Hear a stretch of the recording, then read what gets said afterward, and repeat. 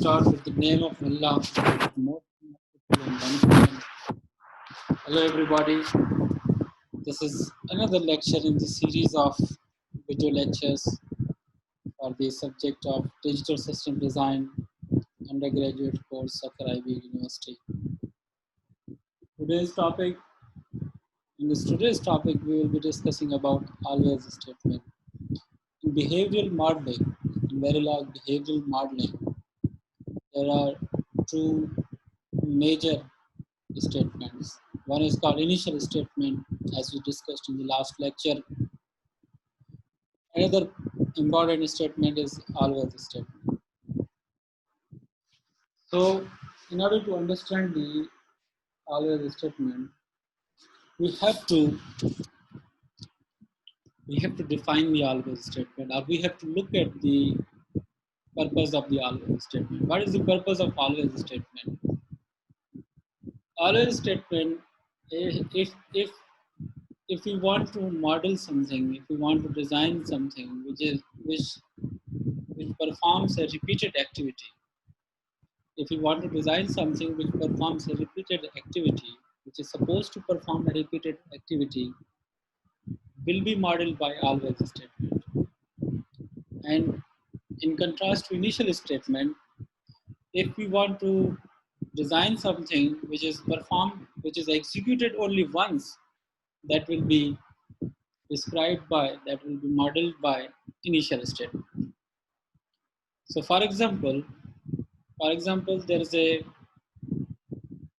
want to generate a clock signal, and clock generator in real circuits, clock generator is used for clock generation. So in order to model a clock generator, in order to design a clock generator hardware, we have to use always statement. Why we are using always statement? Because clock generation is a continuous activity, it's a repeated activity. If there is a clock generator inside any digital system, that clock generator will be continuously working until it is interrupted, or the power is shut down. So only in two cases, the hardware activity will be halted. Either it is turned off, the system is turned off, or it is interrupted by the another activity. So clock generator is a classical example of hardware activity which is supposed to perform a continuous operation. So all the always statements start execution at time t is equal to 0. This is very important to remember, and maybe you don't understand at this time what is the context of this statement, why it is important to know that always statement it starts execution at t is 0, but maybe in upcoming videos you will understand in detail. But it is good to remember or memorize that always statement it starts at t is equal to 0. And all these statements which comes or which are written after the always statement, they constitute a always block. Or in the same way, all these statements which comes or which are written after the initial statement, they become initial block. So one is initial block, another is called always block. So inside the initial block, there can be multiple statements, and inside the always block can be multiple statements. Okay. So let's look at the example of clock generator. In clock generator,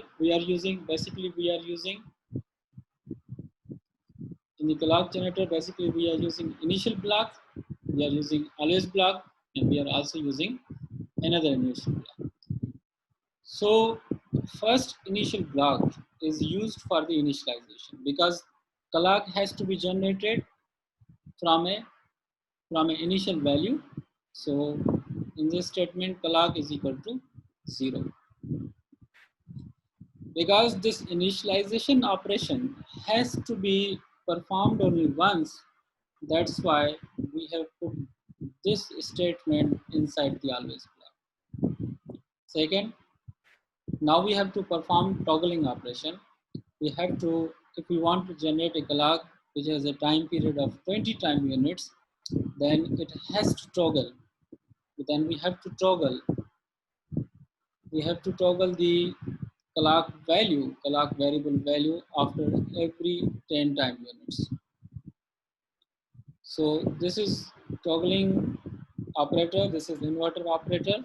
So after every 10 time units, if initial value is 0, it will be toggled into 1. If it is 1, it will be toggled back to 0. So it will keep running as 0, 1, 0, 1, 0, 1, and that's why a clock or a square wave will be generated. Because this whole activity is supposed to be a continuous activity. That's why we have put this activity after the always block. Okay, so here using this example, things are getting clear. Why we are putting this activity inside the always block and why we are putting this activity inside the always block. Okay, there is another activity. We want to finish the simulation. This this halt of simulation, this stopping of simulation has to be performed only once. That's why we are putting after the initial block. Okay, so now it is clear what to put inside initial block and what to put inside always block. So this is the same explanation. This is the explanation I have discussed before. So there's another important point to discuss here. Some programmers like you have an experience of C programming and have an experience of C++ programming.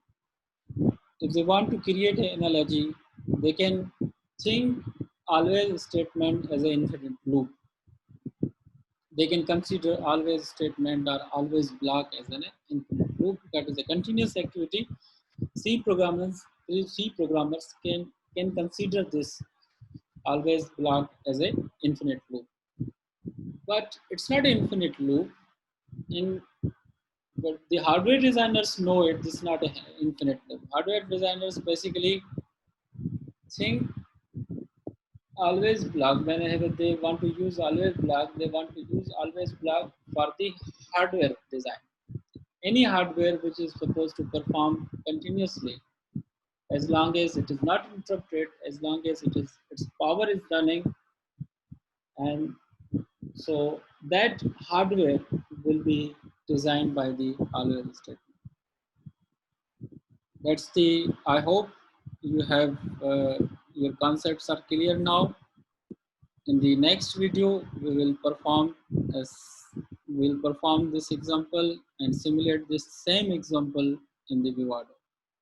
See you in the next video. Thank you very much.